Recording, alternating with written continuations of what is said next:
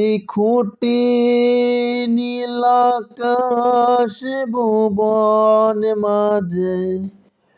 তুমি কুদরতি ইশারায় রেখেছ ওই শ্যামল পৃথিবীর চিত্রখানি তুমি নিপুণ তোমার হাতে এঁকেছ ওগো আল্লাহ শুকর তোমার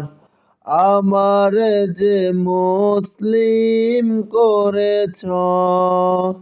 ওগো আল্লাহ শুকর তোমার আমার যে মুসলিম করেছ।